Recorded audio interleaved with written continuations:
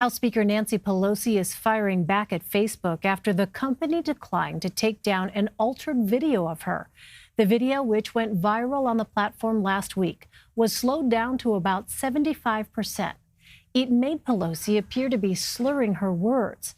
The video has been seen more than 2.8 million times. And despite criticism from lawmakers worldwide, Facebook has stood by its decision not to remove the video.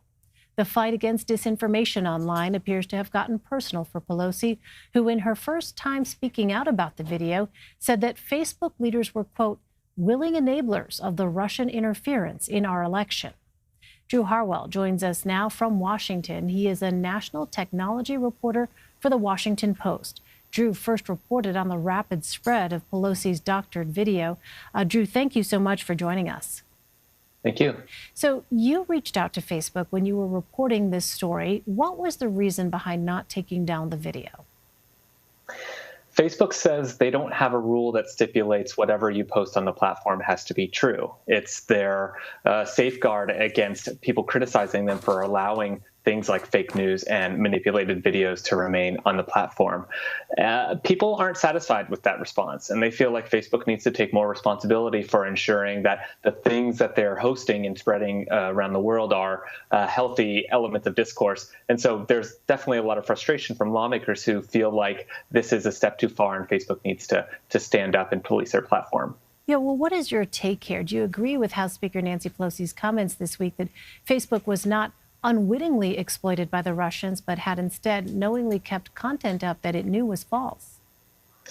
I think they're two separate issues, but they have the same kind of backbone, right? I mean, they are all about what responsibility Facebook feels like it has to the people who use it and to the general idea of truth. Facebook has said they're not a news business, they're a social media business.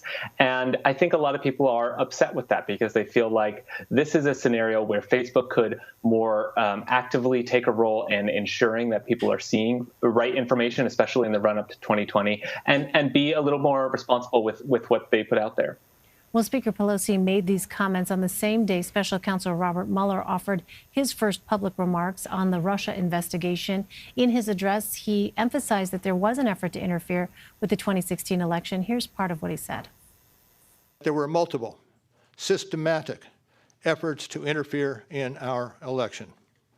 And that allegation deserves the attention of every American. Thank you. Thank you. So what does Facebook's response to the doctored Pelosi video tell you about its efforts to clean up its content following the 2016 election?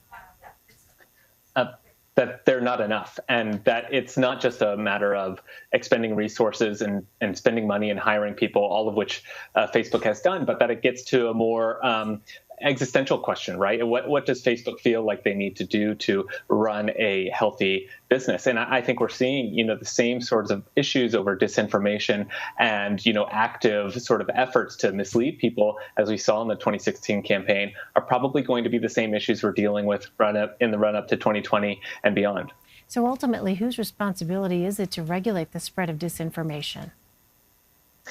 Right now, the companies get to self-regulate. They get to decide what they want on the platform. But, this, like you said, this is becoming a very personal issue for not just Speaker Pelosi, but for all lawmakers. They see this viral BS that's going out there, and they don't want to be targeted as well. These are people's lives at stake, and this is sort of the health of our democracy. And so, I think they're going to be taking a harder look at what regulations, what ideas can we push to ensure that these rules aren't misleading people. All right, Drew Harwell for us. Drew, you have a visitor. All right. Thank you so much, Drew. Thank you.